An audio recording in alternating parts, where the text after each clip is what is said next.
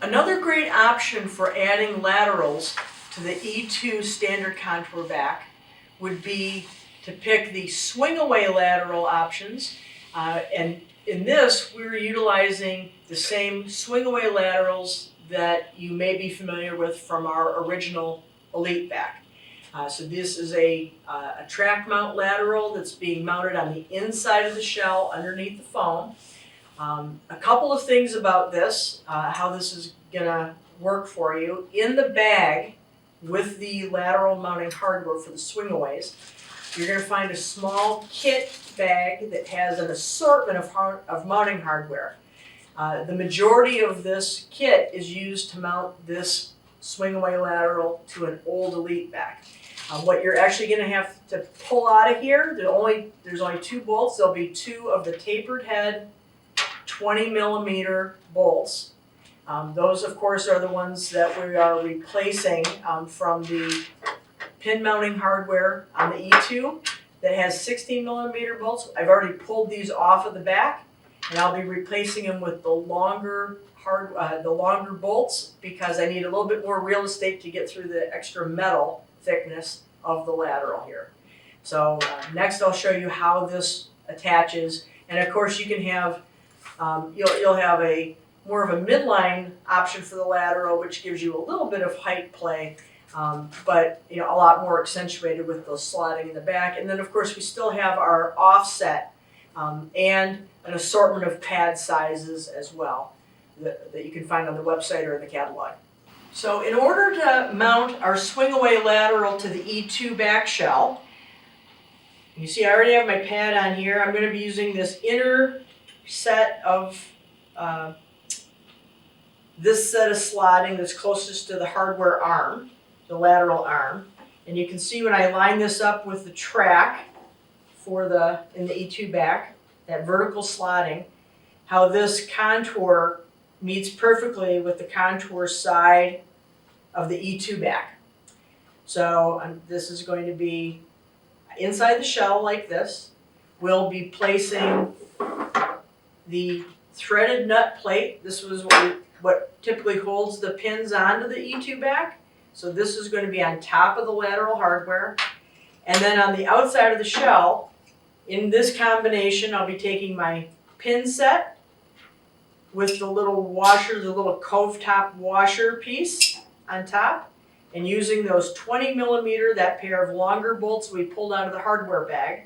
So I'm going to just go ahead and drop one in this configuration, spin it upside down. Make sure my pins are pointing outboard. Line that up. Get my lateral in place here. And then we've got the nut plate. And sometimes I can do this to get it started, where I can just spin the nut plate just enough to get it to catch in those threads. Sometimes. Or I can hold this assembly together with my hand reaching through the little window, and I can get this started and threaded into that. And once I've got the first one done, it's a lot easier to get the second one started. And now I do the same exact thing. Make sure everything is lined up perfectly. Get my little nut plate rotated up here. And then we'll put the other bolt in through the top. Use the longer bolt again. And get that started. So this is how we're gonna, I now will have my attachment for my swing-away lateral onto the E2, and then we'll put one on the other side. I'm gonna put an offset, and then we'll take a look at how this looks on the chair. Okay, so here I've added 2 laterals to my E2 standard contour back that are both swing-away options. One is a standard swing-away, so you can see the arm is pretty much in the middle of the adjustable plate, and I have it loose enough that I can still move this up and down.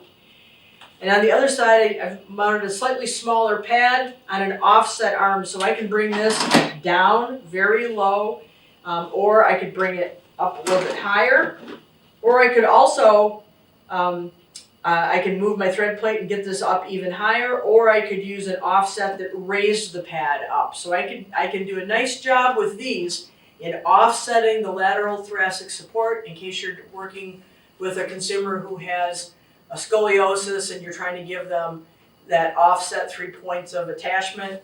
There is a way to actually even add a third lateral to this. There's a real estate to be able to do that if you use the offset arm that was high on one side, so, and the taller back. So there's a lot of versatility to this if that's the type of support that you need for your consumer. Okay, so here we have our Elite E2 back set up, standard contour set up with the swing-away lateral options. So we've just covered installing this. You can see how we can have this swing-away configuration, and I can use the slotting in the hardware and through the back to move these up and down.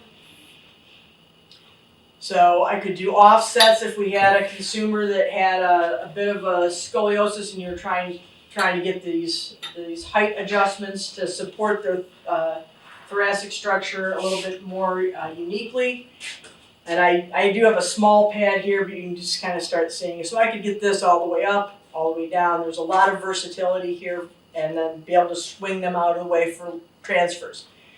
So I know I think some therapists seem to really love swing-away laterals. Some people really love non-swing-away lateral support. So just as a reminder, if this just looks like it's a little like it's more than you really need, if you're not trying to accommodate a lot of asymmetry, that all of the E2 backs are available in a deeper contour where you're going to have 6-inch depth and uniformly oriented. So this might be a great option without having to have the extra step of the swing-away hardware, but to give the proper amount of lateral thoracic support to your consumer.